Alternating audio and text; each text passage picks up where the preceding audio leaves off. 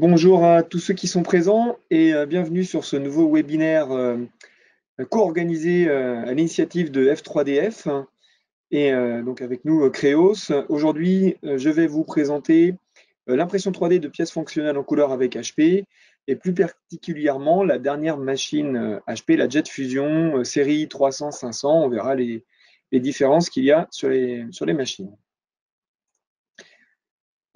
Au niveau du planning, je vais vous faire une très rapide introduction de Créos. Ce n'est pas le propos du jour, mais juste pour rappeler qui on est, et une petite présentation d'HP dans la 3D. Présenter la gamme d'imprimantes 3D HP, la technologie multi-jet fusion, c'est important de bien préciser quelle est la technologie utilisée par HP, qui est une technologie qui leur est propre. Ensuite, nous verrons l'offre sur la série 300 et 500. Il y a 4 machines, il y a la 340, 380, 540, 580. Nous ferons des applications et ensuite, voilà, on aura un moment pour répondre à vos questions.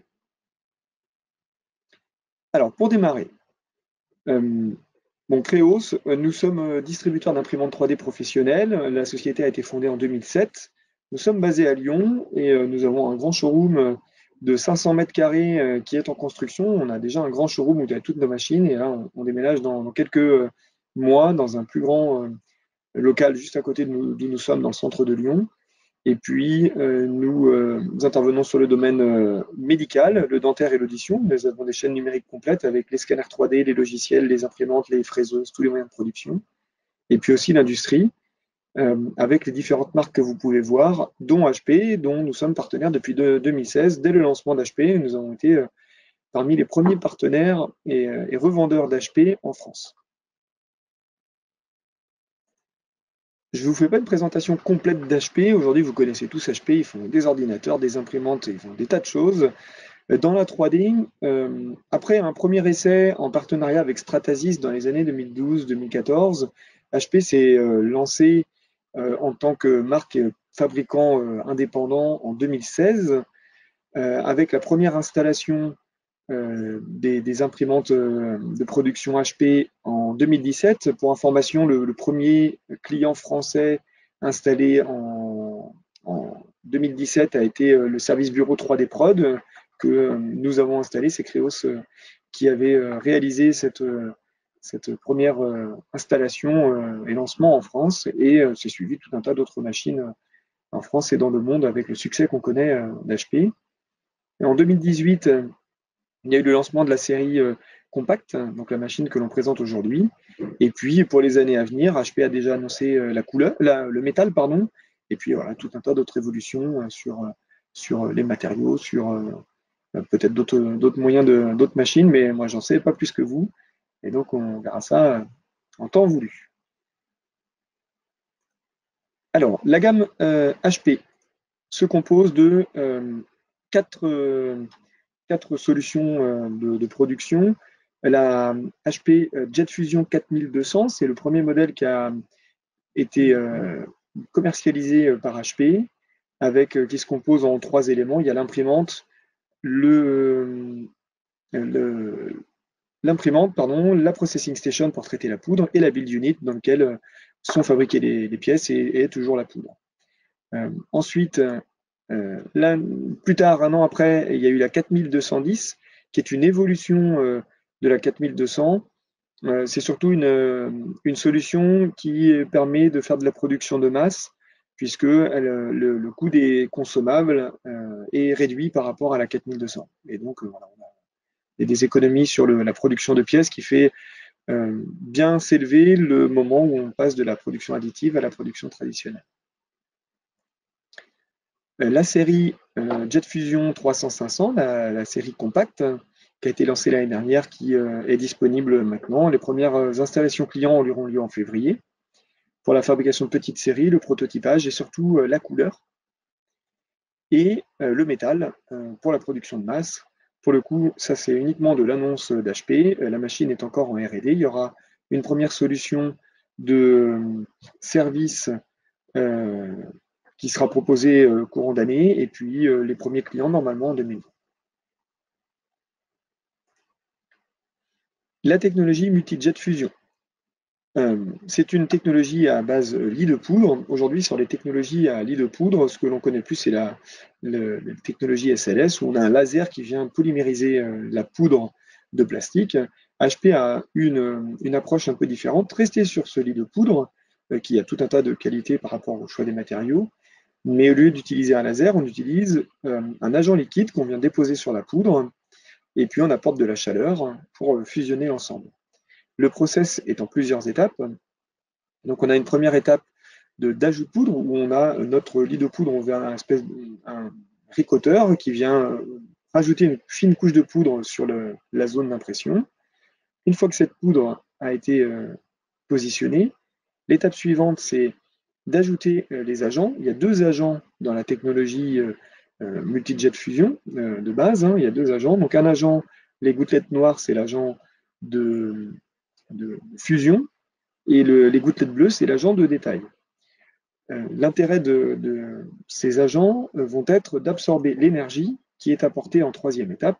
Donc on a des lampes qui viennent apporter beaucoup de chaleur dans l'espace au niveau du lit de poudre. Et là où on a eu l'agent de fusion, ça va absorber encore plus la chaleur pour fusionner vraiment les particules de poudre. L'agent de détail, lui, permet de faire une barrière thermique et d'éviter que la chaleur se dissipe à des endroits où on n'aurait pas besoin d'avoir de la poudre durcie. Et enfin, on a notre pièce fusionnée.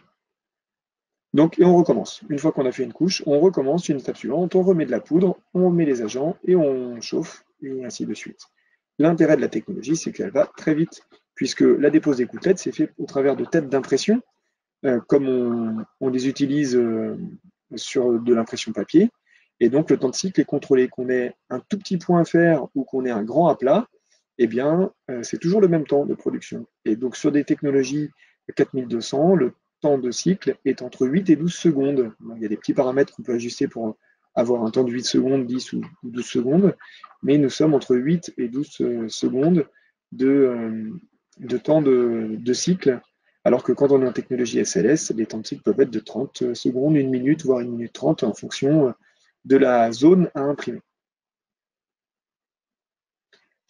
Petite précision sur la technologie MJF. Donc ce n'est pas du SLS, puisque nous n'avons pas affaire à un laser, nous avons des agents et une énergie apportée.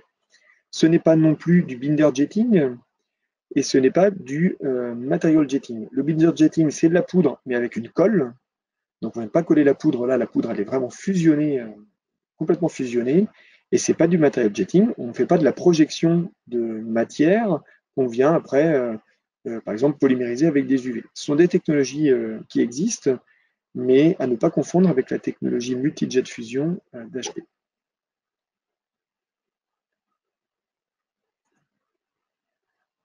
Au niveau des matériaux, la stratégie à adopter euh, par HP est une stratégie à plateforme dite ouverte. Il y a certaines particularités sur le côté ouvert, c'est-à-dire que HP produit sa poudre, vend de la poudre estampillée HP pour avoir vraiment quelque chose qui fonctionne parfaitement, qui est bien calibré et avoir une très bonne grosse productivité. Bientôt arriveront des poudres certifiées par HP, donc qui seront produites par les différentes marques que vous avez marquées en dessous, hein, Arkema, BSF, Dressler Group, Evonik, Henkel, Leven Vos, etc., etc., qui pourront vendre les poudres qu'ils auront développées eux, mais qui auront été préalablement certifiées et validées par HP. Toute poudre que l'on pourrait trouver dans le commerce ou chez n'importe quel marché de poudre, si on la met dans la machine, ça ne fonctionnera pas. Ce n'était pas prévu pour fonctionner comme ça. HP vend un outil de production. Pour la production, on a besoin d'avoir quelque chose qui fonctionne bien et tout de suite. On peut pas, HP ne veut pas vendre une machine où les gens vont tâtonner avec et essayer de produire des choses et on y passerait beaucoup de temps. Donc deux solutions. Aujourd'hui, uniquement les poudres HP sont disponibles. Bientôt, HP proposera via différents outils, mais des poudres certifiées HP. On va maintenant passer sur la partie vraiment 500, enfin la série compacte 300-500. J'ai une petite vidéo que je vais vous présenter là, qui dure 3 minutes, hein. Donc c'est assez rapide, mais ça présente bien la technologie.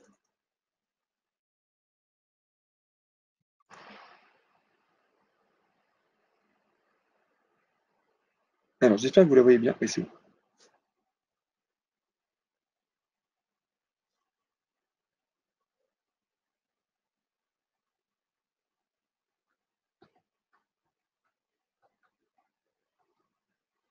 En revanche, je ne sais pas si vous avez le son. Il y a les sous-titres.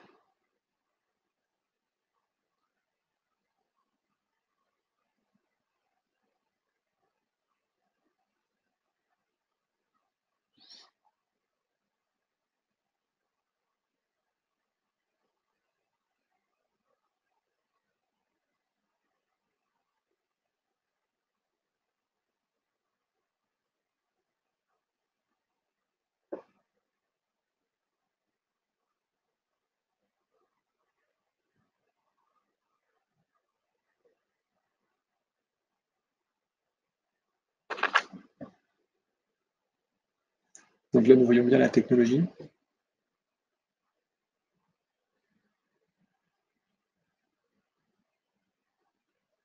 Donc ça, c'est l'imprimante compacte en fonctionnement.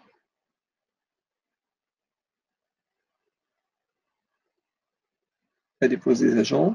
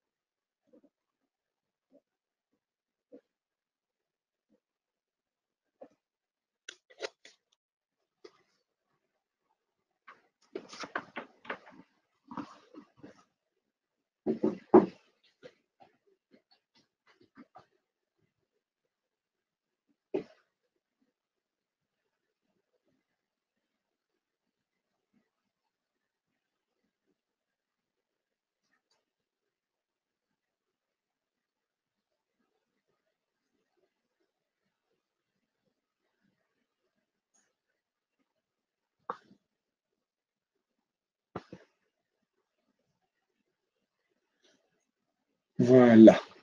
Avez-vous eu le son de la vidéo? Je suis pas sûr, hein. N'hésitez pas à me répondre, mais bon, en tout cas, ça a permis de. Non. Ok. Merci, Anne. Bon, c'était sous-titré. Ça présentait, voilà, le fonctionnement. On a vu la machine en fonctionnement. On a vu le système de dépoudrage intégré et automatique. On va rentrer un peu plus dans le détail de tout ça au travers de la présentation de la gamme de la série compacte. Euh, la série compacte, elle se compose de euh, deux versions de machines. Nous avons les configurations à 4 agents, donc c'est les 340 et 540. Donc la série 300, elle a une aire d'impression de 254 par 190 par 248, et la série 500 est un peu plus grande, elle a un axe de 332 en mm en X, 190 en Y et 248 en Z, donc elle est un petit peu plus longue, on a une aire d'impression plus grande. Et le deuxième chiffre, c'est le nombre d'agents. Donc à 4 agents, nous avons uniquement une impression en noir et blanc. Euh, Dans ce que j'ai pas, je ne suis pas rentré dans le détail du fonctionnement de la série 300-500 au niveau des agents. Le but, c'était de vous dire, d'expliquer le principe. On applique des agents dans la poudre et ensuite on vient fusionner. Sur la série compacte, on a des agents supplémentaires, notamment le Bright Agent qui permet de d'éclaircir la pièce et d'avoir des pièces ensuite où on pourra appliquer la couleur ou non. Et donc aujourd'hui, sur les séries à 4 agents, les pièces vont sortir blanches ou noires. Pour l'instant, elles sortent blanches. Nous avons des configurations à 8 agents, donc les séries 380 ou 580. Donc là, les aires d'impression, bah, ça dépend du premier chiffre, hein, la série 300 ou 500. Donc les mêmes aires d'impression, simplement, nous allons avoir 8 agents et donc nous allons avoir la couleur pour faire du quadri. On le voit sur la slide suivante où la machine est ouverte sur la photo de gauche et vous voyez les couleurs du cyan, magenta et jaune, ainsi que les cartouches, voilà, le Bright Agent, le Fusing Agent et le Detailing Agent. Je vais venir juste après sur le fonctionnement un petit peu de la poudre et on voit la machine en vue de dessus où nous avons deux systèmes qui se déplacent de gauche à droite. Donc il y en a un qui est le capot en alu qui est sur la droite, là où il y a marqué HP. Et puis derrière l'écran, il y a un autre chariot qui se déplace de gauche à droite, donc qui va permettre de rajouter de la poudre et avoir à la fois les têtes d'impression, les, les têtes des impressions sont à droite, mais voilà, on a les lampes de chauffe, les têtes d'impression, système de rajout de poudre, tout est intégré dans ces deux chariots.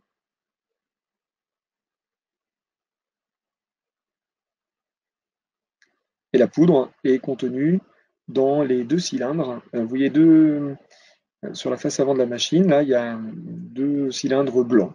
Voilà, à l'intérieur, la poudre de polyamide, le PA12, est stockée dans ces cylindres.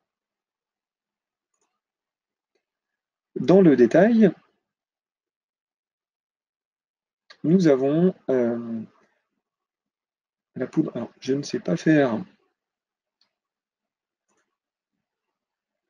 Pardon. Alors, je suis revenu en arrière. Tac. Le pointeur. Je ne suis pas sûr que vous voyez mon pointeur sur l'écran. Non, c'est pas grave. Vous avez la poudre. On voit les deux cylindres blancs qui contiennent la poudre. Celui de gauche qui est un petit peu plus haut contient la poudre neuve. Celui qui est juste un petit peu en dessous va contenir de la poudre recyclée. Donc on voit que ces deux systèmes-là vont descendre, il y a des réservoirs de stockage. Cette poudre-là est envoyée directement dans le chariot. On voit la petite flèche qui remonte sur la gauche et qui vient sur le chariot en haut à gauche. Quand elle remonte, il y a tout un système qui permet de faire le mélange de poudre neuve et de poudre recyclée. On a toujours besoin de rajouter un peu de poudre neuve pour leur relancer une impression. Le chariot de droite, lui, est connecté directement aux cartouches, donc on voit le lien entre les différentes cartouches de couleurs et le chariot. Au milieu, nous avons nos pièces qui vont se produire. Une fois que la production est finie, il y a un système d'aspiration et de vibration qui va permettre d'évacuer la poudre, on l'a vu dans la vidéo précédemment, et donc à la fin on aura nos pièces qui auront juste un petit peu de poudre agglomérée dessus, mais on n'aura pas de gros coup d'aspirateur à donner pour enlever le gros de la poudre qui, elle, est restockée donc, sur le bas plutôt à droite et ensuite elle va être réutilisée. Donc, dit comme ça, voilà, c'est une présentation. Je vous invite à venir voir les machines chez nous. On a la machine, on pourra vous expliquer plus en détail et plus précisément comment ça fonctionne.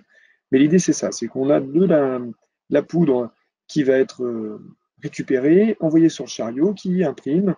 À la fin de l'impression, bah, la poudre qui n'a pas été utilisée, elle est récupérée et elle est réutilisée dans la machine. Et donc tout ça sur une seule machine et tout en automatique. C'est tout l'intérêt de la série compacte d'HP. Donc voilà, on n'a qu'une seule et unique machine au lieu d'avoir trois équipements.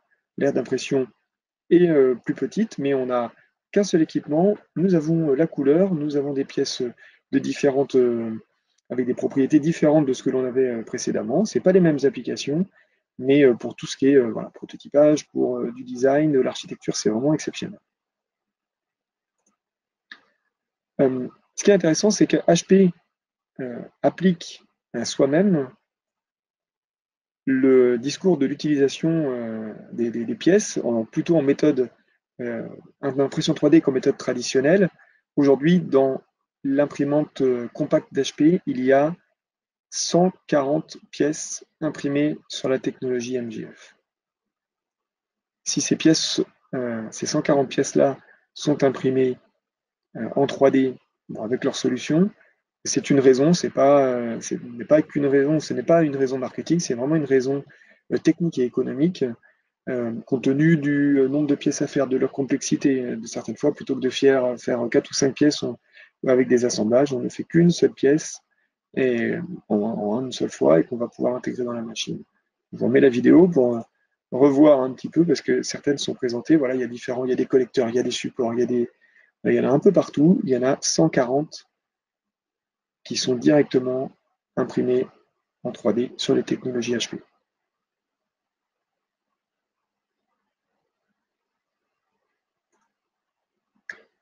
Au niveau des applications, tout est possible, c'est-à-dire qu'on peut à la fois faire de la petite série avec ces pièces-là.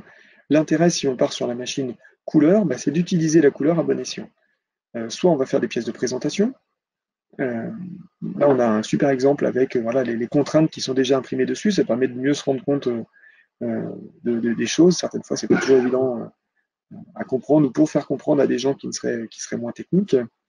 Faire du label. Voilà, on voit un exemple avec un QR code directement imprimé sur la pièce. Donc, pour tout ce qui est traçabilité, suivi de pièces, pour des services de maintenance, c'est exceptionnel. Ça commence à être de mieux en mieux et de plus en plus intégré directement dans des systèmes complets de gestion de pièces. Voilà, il y a certaines sociétés qui utilisent déjà ça, qui toutes leurs pièces imprimées en 3D sont labellisées de manière à ce que n'importe où dans le monde un opérateur a besoin de changer cette pièce, il a juste à la scanner avec une application et il peut passer directement sa commande au centre de production localement qui pourra réimprimer la pièce et la remettre en remplacement. Nous avons tout ce qui est bien de consommation au niveau de l'art, de la bijouterie, jouer sur la couleur, sur des pièces qu'on ne pourrait pas réaliser autrement qu'en impression 3D. Euh, Dans l'industrie, tout ce qui est outillage, gabarit, bon, c'est des choses qu'on fait très bien aussi sur les méthodes, sur l'HP 4200 aujourd'hui. L'intérêt, c'est d'avoir directement la couleur pour avoir des repères de posage. On voit sur cette pièce-là, il y a du vert, il y a du rouge, il y a du bleu, où voilà, l'opérateur sait qu'il doit poser sa pièce, le vert contre le vert, etc., etc., pour être plus efficace. Pour voilà, quand on intègre des nouveaux opérateurs, l'apprentissage en est que plus simple et plus rapide. Et puis dans les exemples, on a aussi des modèles médicaux. Par exemple, c'est beaucoup demandé pour de l'anatomie, pour comprendre comment fonctionnent certains organes. Et la couleur apporte beaucoup de choses aussi. Donc dans les applications, un petit peu plus en détail, voilà, au niveau de la R&D, on va pouvoir accélérer le temps de lancement d'un produit, puisqu'on va pouvoir faire directement le produit avec les bonnes couleurs. Dans les exemples qu'on a tous vus probablement sur les réseaux, voilà, une nouvelle paire de baskets, il y a directement les lacets, le design, etc. On peut avoir beaucoup d'objets comme ça où la couleur va apporter un plus, permet déjà de simuler la finition qu'on pourra faire sur les pièces en production de masse. Au niveau du design, voilà, le design en architecture pour que le client puisse voir directement la pièce telle qu'elle va être, voilà, sa maison, avec directement les bonnes couleurs, ou l'intérieur d'une pièce de vie avec tout son mobilier, tout ce qui est architecture, tout ce qui est, on voyait les jeux tout à l'heure, le sur-mesure. Donc là, le sur-mesure, c'est l'essence même de la 3D, mais la couleur peut aussi apporter tout un tas de choses supérieures au niveau de l'aspect, au niveau du rendu, au niveau de la fonctionnalité. Les services bureaux, ça va être développer sa clientèle pour avoir une nouvelle offre, un produit, avec des pièces en couleur et fonctionnelles. Tout ce qui est gabarit outillage, j'ai donné l'exemple juste avant. Et puis les universités, euh, pour donner aux étudiants une solution professionnelle avec de la couleur pour présenter des projets, c'est vraiment exceptionnel.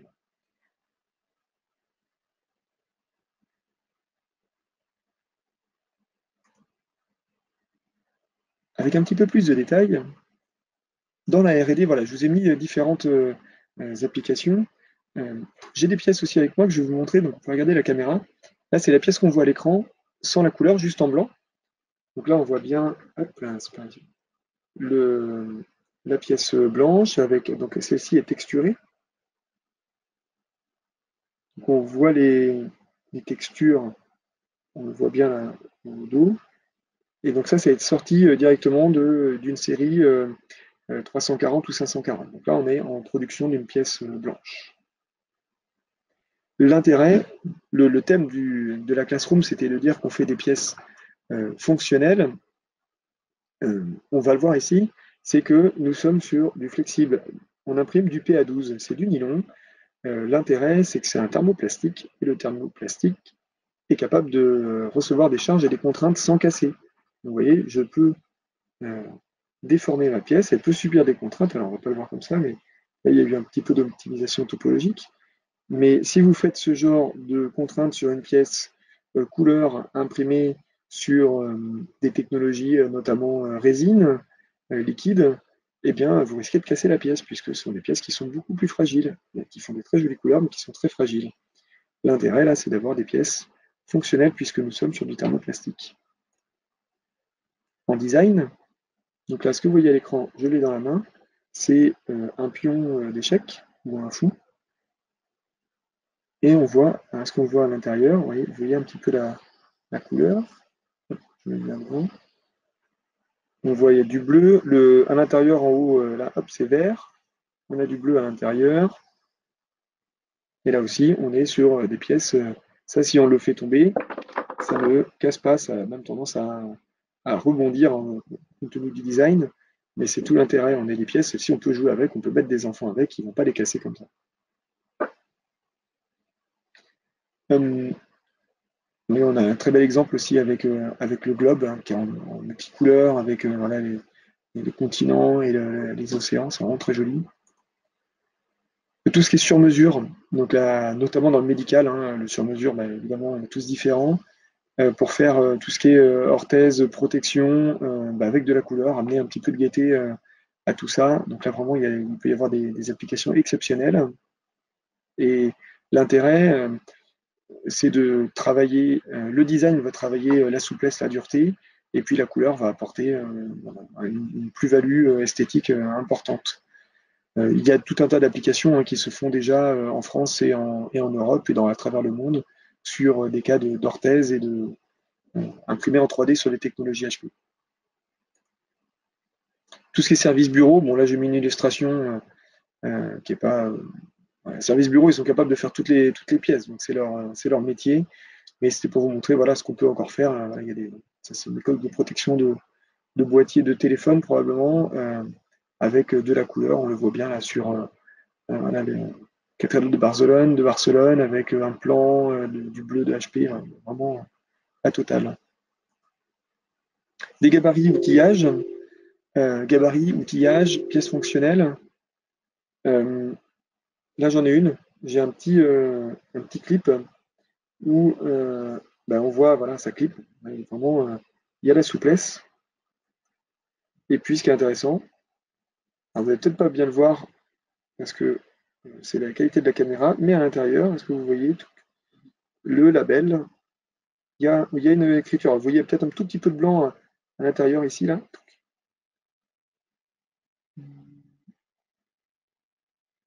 Et donc à l'intérieur, hein, quand on a la pièce dans la main, eh bien, ça fait comme une gravure très fine et nous voyons bien le blanc à l'intérieur.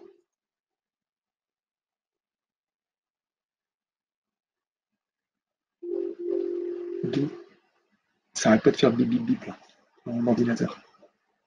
Merci. Donc là, on voit bien excusez-moi pour le petit bruit. Donc là, on voit bien le clip ici. Et on a également bah là, université, c'est encore voilà, des atomes, on peut faire tout un tas de pièces qui vont pouvoir euh, démontrer voilà, des recherches, démontrer des projets avec la couleur. Et tout l'intérêt de la technologie HP, c'est qu'elle est d'une simplicité d'utilisation extrême.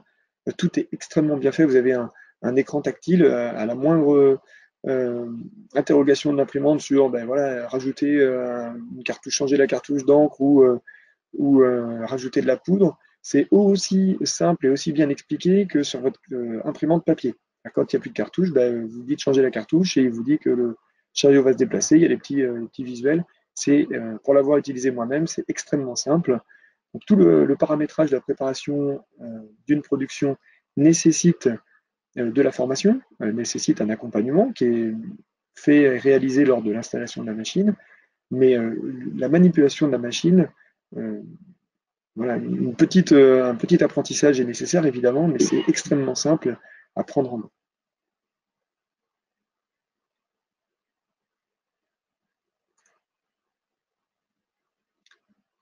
En résumé, euh, aujourd'hui, l'imprimante, la nouvelle série HP 300-500, c'est la première imprimante 3D couleur de thermoplastique. Des imprimantes enfin, couleur, il y en a déjà. Thermoplastique, ça existe aussi, mais sur lit de poudre. Donc on est en poudre thermoplastique couleur. De la couleur, vous pouvez en faire avec différents fils de FDM. Il y a des solutions sur des FDM qui commencent à apporter de la couleur en quadrille. Là, on est sur lit de poudre, donc on va avoir plus de finesse, plus de détails.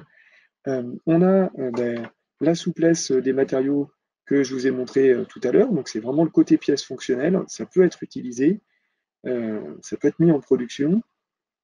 C'est une machine compacte, tout en un. Toute la préparation de la poudre, l'impression, le dépoudrage se font dans la machine. Sur les technologies HP, les seules étapes que vous pouvez avoir à faire en post-traitement, c'est du sablage. C'est nécessaire. La poudre va pouvoir rester un petit peu agglomérée voilà, dans des petits trous comme ça. Un simple sablage et vous ressortez votre pièce en couleur de cette manière-là. Il n'y a pas eu d'autre post-traitement sur ces pièces-là ou celles-ci que du sablage. Donc vous avez cette machine et une sableuse et vous avez l'ensemble complet prêt à fonctionner. C'est tout l'intérêt de la technologie. Et puis, en fonction du modèle, vous avez une impression soit en couleur ou soit noir et blanc. Bon, la machine qui peut le plus peut le moins. La machine couleur est capable d'imprimer que en blanc ou que en noir. La machine, la série 340 ou 540 ne pourra imprimer que en noir ou en blanc. Donc des pièces comme celle-ci. Donc aujourd'hui, sur la machine, nous n'imprimons que en blanc, mais nous pourrons bientôt aussi faire des pièces en noir, comme on peut le faire sur la machine 4200. Tout l'intérêt, un autre intérêt de... euh, alors, pardon, je coupe ce que je vais dire parce que je vois une question intéressante de Monsieur Mossé. Y a-t-il toujours une deuxième machine pour le refroidissement des pièces? Non, justement, c'est ce que je vous disais. C'est tout en un. Donc, sur une 4200, je vous l'ai présenté tout au départ, nous avons l'imprimante, la Processing Station. La Processing Station permet de préparer la poudre avant la production. On imprime dans l'imprimante et ensuite on reprend le chariot, on le remet dans la Processing Station et on va faire le dépoudrage. Là, tout est inclus. Le dépoudrage se fait dans la même aire, dans la même zone, dans la même machine. C'est super intéressant puisqu'on n'a qu'une seule machine. Si on cherche de la productivité, là, il y a des questions à se poser, puisque pendant le dépoudrage et le refroidissement, on ne peut pas produire puisque la machine, elle est occupée à refroidir. Donc, on est obligé de la laisser refroidir dans l'enceinte de la machine. Donc là, après, ben, on est là pour vous accompagner et choisir ben, la machine qui conviendrait mieux à chaque besoin. Donc, une machine fait tout. On n'a besoin que d'une seule. Le seul équipement complémentaire, c'est la sableuse pour pouvoir comment, dépoudrer les pièces à la fin de la production. Ce qui est intéressant également, où je voulais en venir là, au moment de la question, c'est que les pièces étant blanches, produites blanches, une teinture, un trempage est tout à fait possible. Il y a différentes solutions qui permettent de colorer les pièces par trempe. Dimension, par exemple, en propose une vraiment très très professionnelle. Il y a des choses beaucoup plus artisanales qui peuvent être faites facilement et à moindre coût. Mais vous trempez cette pièce faites un trempage avec une couleur, la couleur que vous souhaitez, du bleu, du rouge, du vert, du jaune, ce que vous voulez, vous aurez un super résultat. Ce qui n'est pas possible, les pièces qui sortent de la machine de production, elles sont grises, celle-ci a été trempée, mais on a des pièces noires. On ne peut tremper que en noir les pièces qui sortent de la machine 4200. Alors qu'avec la nouvelle série, on pourra faire de la couleur. Donc cette pièce-là, si je la trempe en bleu, elle sortira bleue. Alors, mauvais exemple, en rouge, ça marche en rouge. Celle-ci, elle est imprimée en bleu. Hein, il n'y a pas eu de trempe. De manière, ça n'aurait pas été possible puisque il y a la gravure à l'intérieur. Quand je fais une trempe, c'est dans la masse et je fais l'ensemble tout de la même couleur.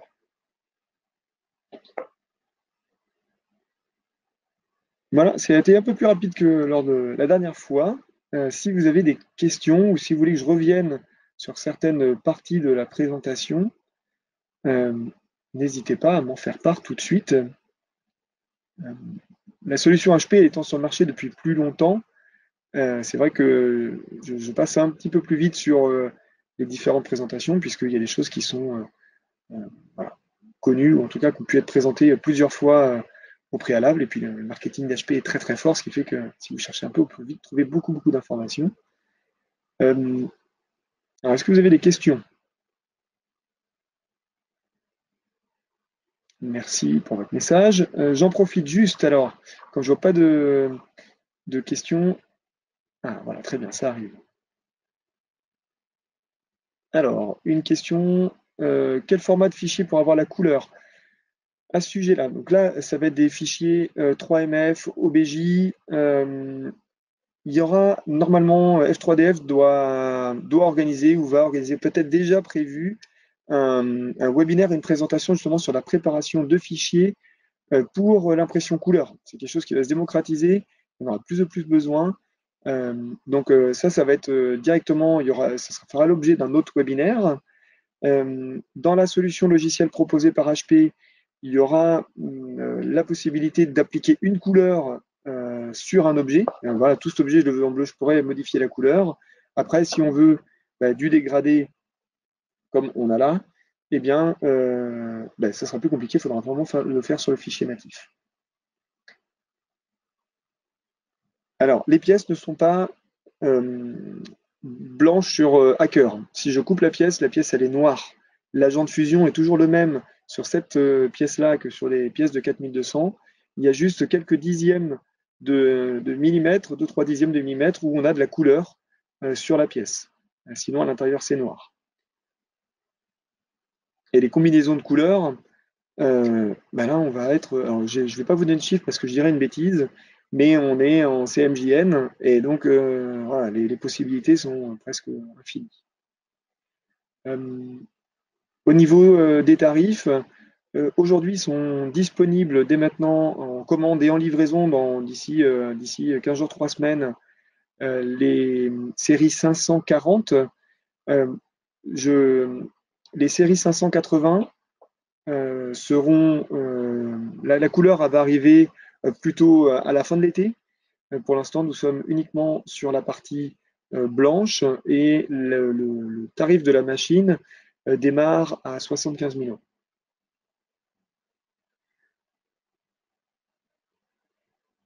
Alors, tarif. Les tolérances, nous en sommes au dixième. Là, on va. Alors après, il y a toujours même si des gens d'HP m'écoutent peut-être, mais nous, on va vérifier aussi de notre côté. Notre machine, je vous dis, on sort les premières pièces ce soir ou demain matin, donc on va vérifier tout ça pour avoir les tolérances exactes vérifiées chez nous sur notre machine. On pourra vous les communiquer.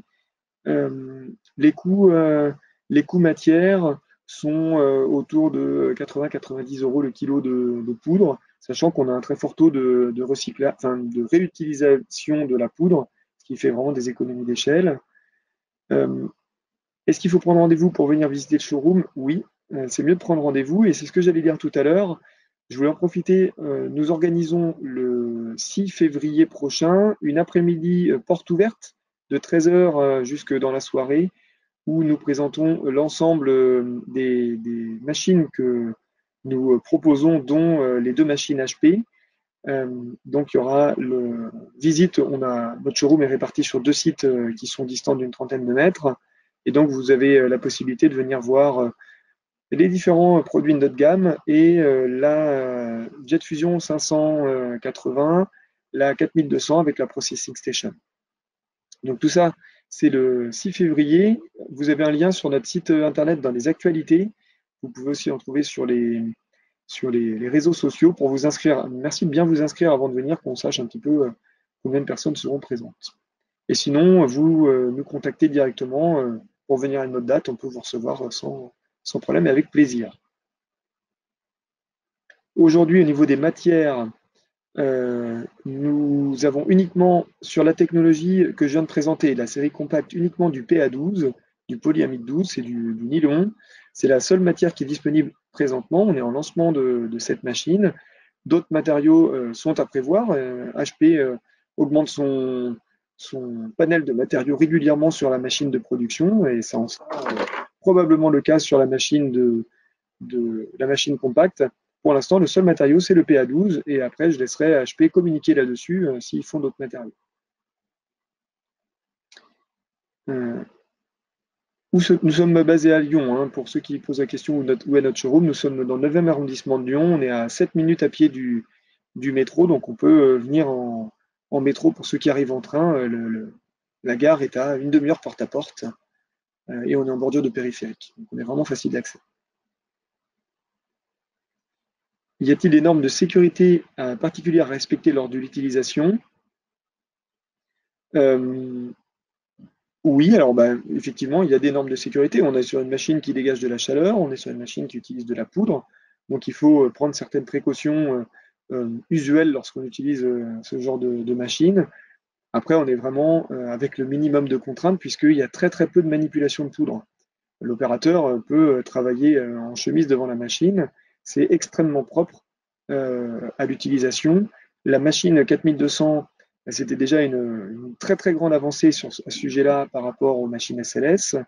La machine compacte, encore plus fou, puisque finalement, comme on n'a pas de chariot à basculer, à changer, tout se passe dans la machine.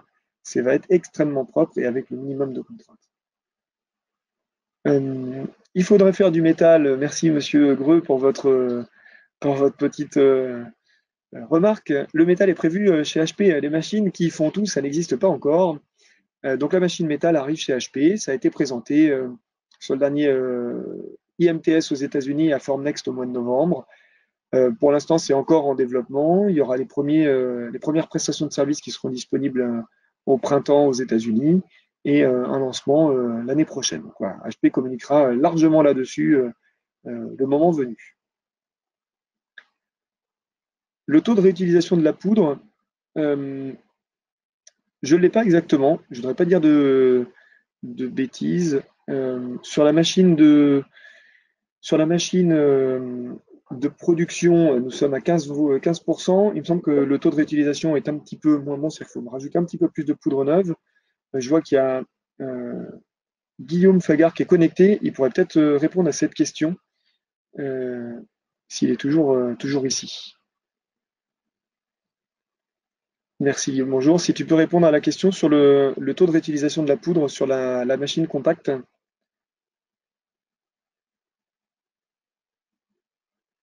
Et alors, une autre question, le temps que Guillaume réponde. Quel est le cœur de cible défini par HP? Le cœur de cible sur cette machine, le cœur de cible, il est, comme je vous le disais, un petit peu plus sur...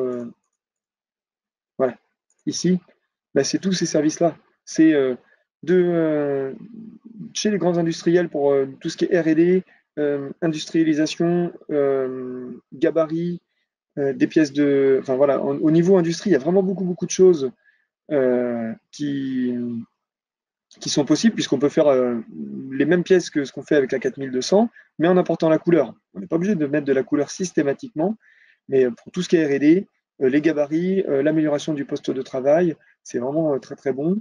Tout ce qui est université pour l'accompagnement sur des projets, avoir des pièces avec plus de détails, plus de finesse que ce que l'on fait en FDM, mais avec le côté thermoplastique et la résistance des matériaux. Tout ce qui est médical, les applications sont vraiment énormes.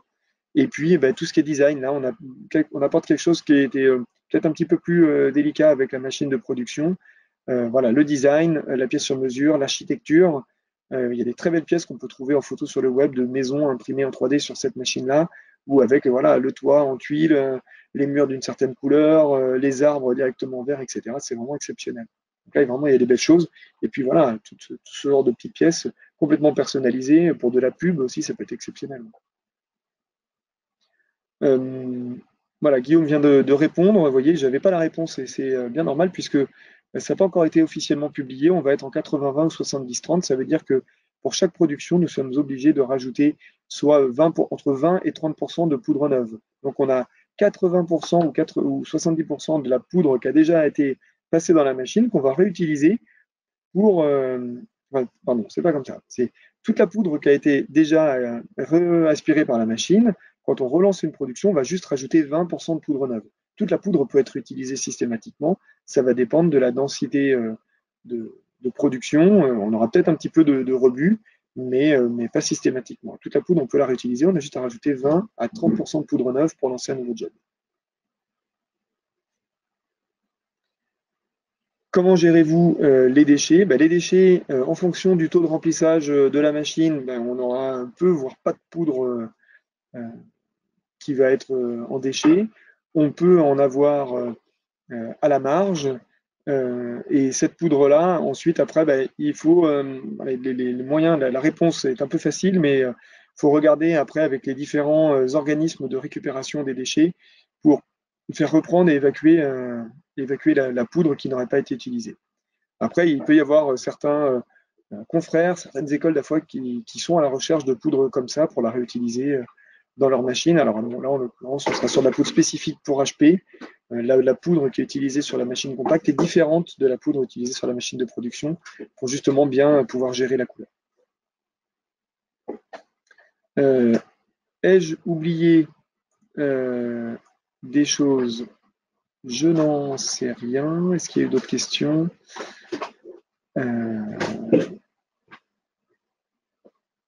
Non, écoutez, moi ça m'a l'air. J'ai l'impression d'avoir répondu à toutes les questions. Si j'ai oublié des questions, c'est le moment.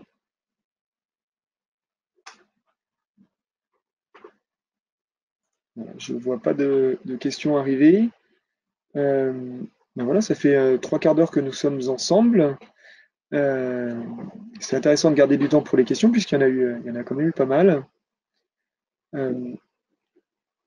Alors, j'ai une dernière question qui vient d'arriver. Alors, en l'occurrence, vous dites vous fabriquez pour quel secteur? Vous parlez d'HP. HP travaille pour tous les secteurs. Tous les secteurs qui ont besoin de fabrication additive euh, peuvent peuvent utiliser ces machines-là. La liste des domaines d'activité utilisant les technologies d'impression 3D ou plus précisément HP est très très grande. Créos, pour rappel, hein, parce que c'est voilà, moi, je suis là pour présenter la technologie. Créos, nous, on peut vous accompagner pour, voilà, réfléchir à votre projet. Créos n'est pas prestataire de service. On n'est pas service bureau, c'est le travail de nos clients. On ne produit pas, nous, notre métier, c'est d'accompagner les clients et de voilà, revendre des imprimantes 3D sur différents secteurs et de démocratiser la fabrication additive en France notamment. Mais pour ce procédé en particulier, d'accord. Euh, Ce procédé, ah non, pardon, ça c'est la bonne question, pardon. Ce procédé en particulier, encore une fois, je me répète, mais les domaines, enfin, c'est toute industrie, beaucoup de médical, de l'architecture, ça peut être très très vaste. Après, ce qui peut être intéressant, c'est de nous appeler ou d'aller voir sur notre site internet pour qu'on échange ensemble plus précisément si vous avez voilà, plus de questions voilà, précises sur certains sujets. Très bien, vous avez trouvé. Pour notre porte ouverte, eh bien, j'ai noté une personne. Normalement, si vous avez bien renseigné votre email, je dois pouvoir vous envoyer les informations. Et puis, sinon, sur le site creos.fr, www.creos.fr, dans l'actualité, vous allez avoir le lien pour vous inscrire à la journée porte ouverte du 6 février. Merci encore pour votre participation. Merci